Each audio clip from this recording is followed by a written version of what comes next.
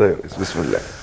قصيدة اسمها أنا مش فارس الأحلام. أنا مش فارس الأحلام. بس هو كان بيجرب صوته من شوية فعادي يقول أنا ولا مش عارف إيه في الدول. أنا مش فارس الأحلام ولا الجندي اللي مات قدام.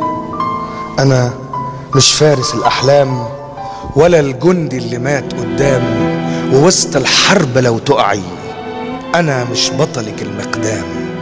أنا سرطانك الخالد بريئك اللي خد إعدام. أنا سرطانك الخالد حبيبك اللي خد إعدام. أنا عاشق ما بيطولش ولو طالك ما راح يسلم. أنا نعسان ما بينامشي ولو حاول يخاف يحلم. أنا اللا منطق العادي كما قالوا أنا في وادي وكل الخلق في وادي. أنا البطل اللي ماشيلك بظهره. أنا البطل اللي ماشيلك بظهره كأني رحت مش راجع.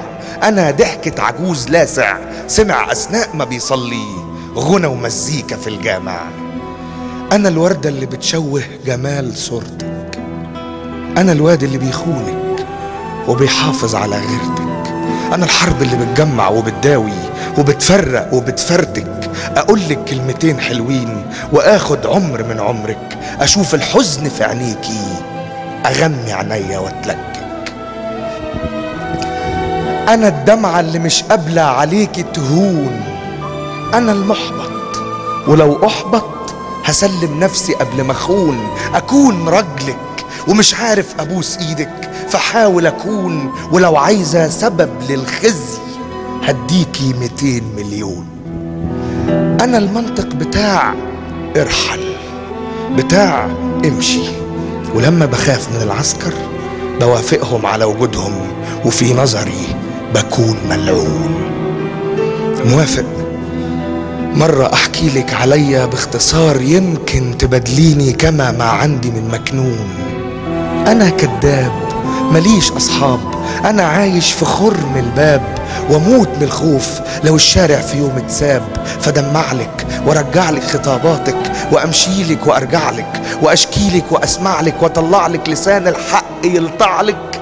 كلام يوجعني في جسمك ما انا جسمك. وانا الحرف اللي هجر اسمك. وانا اللون اللي ساح في اللوحة بوظ شكل نهر النيل وراح يلقاله حل بديل. ولما صرخ وقال يا رحيل ما كان يعرف بان الكون هيقلب ليل وملك الغابة راح يسقر وهيدمر وهيعور وهيدور على المساكين ويمنحهم عشا الضالين ويجبرهم فيدعوله ويجبرني فاقول امين. وتهنا خلاص ورادونا بدي توها وغنوا لنا اغاني العيد ووسط الغنوة فزعونا في بورسعيد فهدونا وهدونا. خلاص نسوه ده حلم وحش فنناه نناه.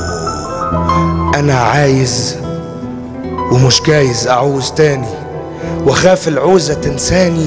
فحاول اعوز لأول مرة اصدر حكم على السلطان واقول يمشي فيمشي. لأول مرة مش هدعي يطول عمر الرئيس لمجرد اني بلقى مكان يساع رجليا في الاتوبيس. خلاص هحلم براحتي وحلمي من المرض يشفى ومد الرجل في قلب الشتاء تدفى. لا يوجعني جفاء برده ولا يكفني في مطره ولا يفرق هواه السائع. واشوف وش الوطن في بسمة الطفل اللي نايم في حمى الشارع. ودي فرصة ومش راجعة فيلا نعوز. ما كانش يجوز هتنجح شلة الميدان ولا الفوران ولا الصرخة اللي مدفونة بقالها زمان. نلاقيها كما الآذان وشاب جبان يقوم من النوم بفعل السحر يطلق جرأته كالبحر فتمحو كل ما قد كان. ومش علشان أنا مش فاهم الموقف هبطل أروح على الميدان. ومش علشان أنا مش فاهم الموقف هبطل أروح على الميدان.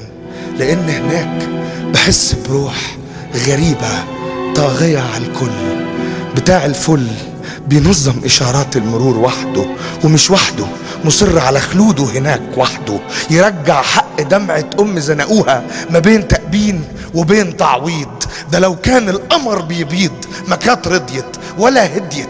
وهذا الرفض كرسالة لكل من كانوا بهذه الحرب وتراجعوا.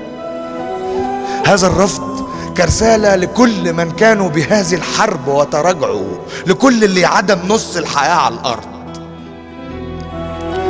لكل اللي عدم نص الحياة على الأرض.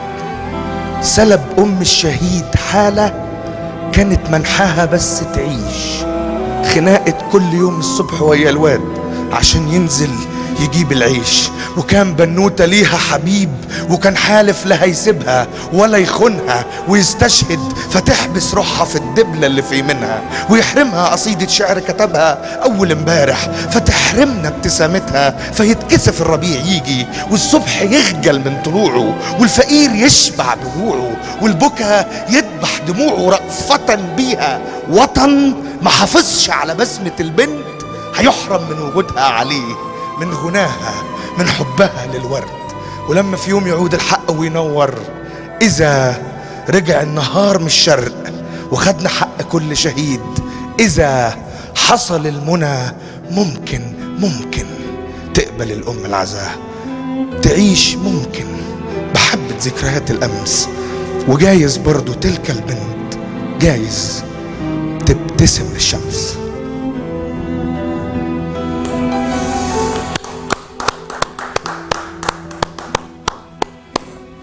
اشكرك يا عمرو، اشكرك اشكرك اشكرك.